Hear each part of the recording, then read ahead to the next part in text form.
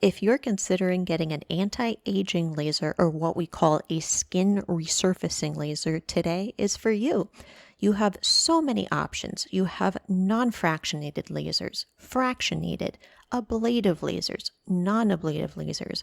What does it all mean? Which one should you pick? Let's get into it. But first, let's go over some skin basics. The skin has different layers and different concerns fall to different depths within the skin.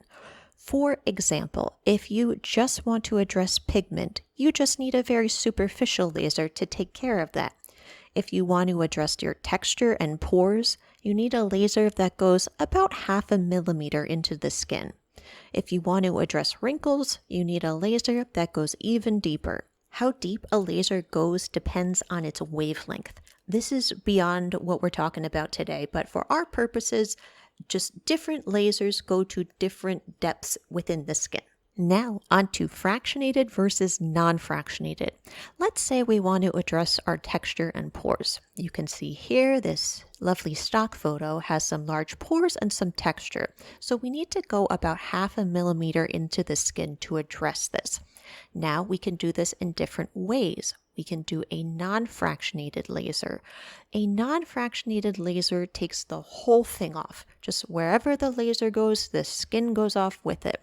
And this results in longer recovery times and higher risk of infection.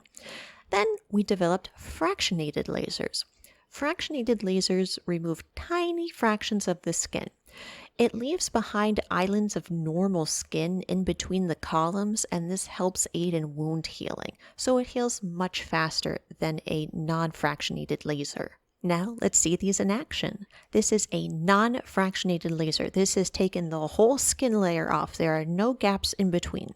In contrast, this is a fractionated laser, and as you can see, it's taking off just tiny fractions of the skin. The non-fractionated laser has a longer recovery time, but fewer sessions are needed.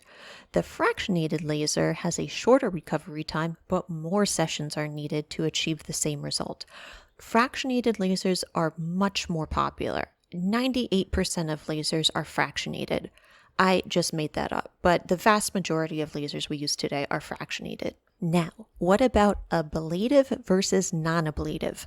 Ablative lasers instantly evaporate the skin. Just poof, it's gone. It vaporizes. There is no skin left in these little columns.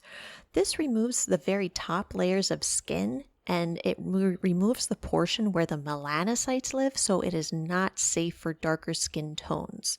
The recovery time is about 1 to 2 weeks, but you only need 1 or 2 sessions to get a great result. In contrast, non-ablative lasers heat the skin in small columns. The skin is not going anywhere, it's just being heated up in little columns to build collagen.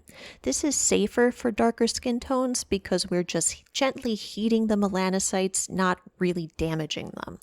The recovery is much shorter, usually a few days, but you need more sessions to achieve the same results. Let's see these in action. For the ablative laser, it's poof, vaporizing those small columns of skin. And you can actually see the steam coming off the skin, and you can see the skin contracting as it's being vaporized away. This patient is likely sedated with heavy numbing on board. In contrast, non-ablative lasers are merely heating the skin. You can see the skin's turning a little red from the heat, but overall, it's a much more gentle process. Just for clarity's sake, I'd like to point out that both of these lasers are fractionated, meaning they're both using their little columns to do their job. Whether you get ablative or non-ablative depends on your goals and the condition of your skin. The most popular ablative lasers are CO2 or erbium, and the more popular non-ablative lasers include things like Fraxel Dual or Clear and Brilliant. Now, what's the recovery difference for each of these lasers? We can tell right away she's in for a tougher time. Her skin has been evaporated away, whereas our non-ablative patient merely had her skin heated.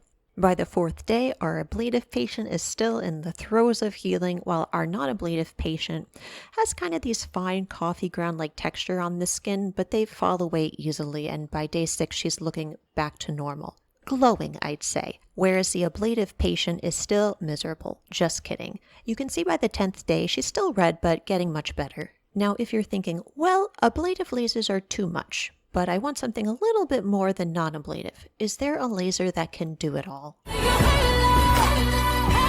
And yes, much like Beyonce can do it all, the Halo laser can do it all because it's both ablative and non-ablative, so that makes it unique. Now we've been through a lot today, so let's make a table and summarize what we've learned. 1 by 1, even 2 by 2. On the top, we have non-ablative heat versus ablative vaporization. And on the side, we have if the laser is fractionated or not fractionated. Non-ablative fractionated lasers are the most gentle because they heat skin in columns.